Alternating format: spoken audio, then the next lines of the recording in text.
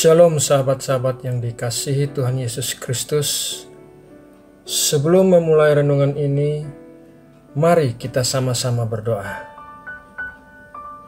Allah Bapa yang bertata dalam kerajaan sorga, kami datang ke hadapan-Mu merendahkan hati kami dan berdoa, memohon hikmat dan pengertian agar kami bisa belajar firman-Mu dan kami boleh mengerti rencana-Mu di dalam hidup kami. Terima kasih Tuhan, kami berdoa di dalam nama Tuhan Yesus Kristus. Amin.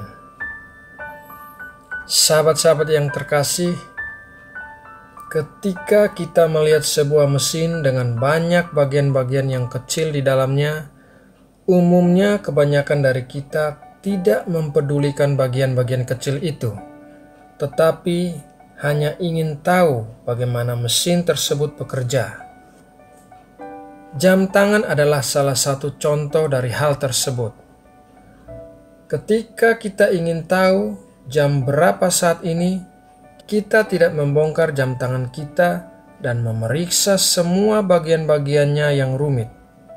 Kita hanya melihat kepada jam tangan kita untuk mengetahui jam berapa saat ini. Namun demikian, jam tangan tersebut hanya dapat memberitahukan kepada kita jam berapa saat ini jikalau bagian-bagian kecil yang ada di dalamnya bekerja secara bersama-sama. Bagian-bagian kecil tersebut merupakan bagian yang sangat penting dari tujuan dibuatnya jam tangan tersebut, yaitu menunjukkan waktu.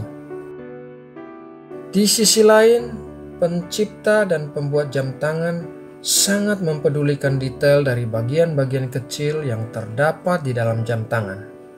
Mereka tahu bahwa apabila bagian-bagian kecil tersebut gagal berfungsi dengan baik, maka akan menggagalkan tujuan dibuatnya jam tangan tersebut.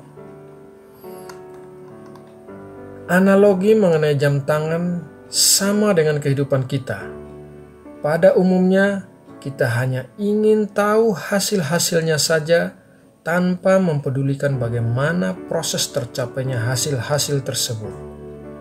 Namun demikian, Tuhan Sang Pencipta alam semesta ini sangat peduli pada detail-detail bagian kecil dari alam semesta ini.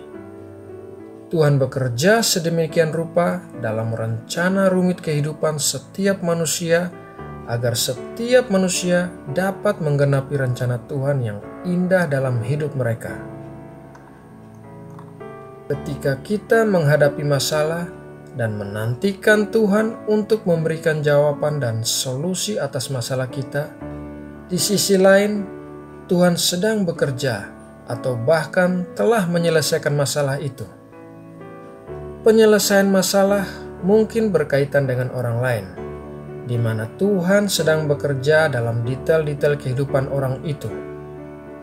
Penyelesaian masalah mungkin berkaitan dengan kondisi politik suatu negara, di mana Tuhan juga sedang bekerja dalam detail-detail kehidupan kepala negara dan semua pihak yang terkait.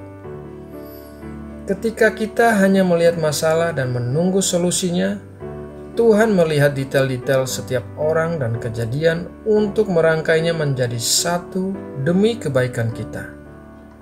Pada waktu yang tepat, ketika semua hal sudah berada pada tempatnya dan bekerja bersama-sama, maka kita akan menerima apa yang menjadi jawaban dari masalah-masalah kita. Sahabat-sahabat yang terkasih, Tuhan mengasihi setiap orang tanpa kecuali dan mendengar setiap doa yang kita panjatkan. Jadi, ketika kita menghadapi masalah dan menunggu solusinya, percayalah bahwa Tuhan sedang bekerja menyelesaikan masalah itu, meskipun kita tidak bisa melihatnya dengan mata kita. Kita harus mempercayai bahwa Tuhan tidak akan merencanakan sesuatu yang jahat bagi kita. Mari kita lihat dalam Yeremia 29 ayat 11. Sebab aku ini mengetahui rancangan-rancangan apa yang ada padaku mengenai kamu. Demikianlah firman Tuhan, yaitu rancangan damai sejahtera dan bukan rancangan kecelakaan untuk memberikan kepadamu hari depan yang penuh harapan. Juga di dalam Roma 8 ayat 28, kita tahu sekarang bahwa Allah turut bekerja dalam segala sesuatu untuk mendatangkan kebaikan bagi mereka yang mengasihi Dia, yaitu bagi mereka yang terpanggil sesuai dengan rencana Allah. Nah, sahabat-sahabat bijaksana, demikianlah renungan kita kali ini. Semoga saudara-saudara sekalian diberkati dan selalu berada dalam keadaan sehat, serta dipenuhi damai sejahtera dari Tuhan.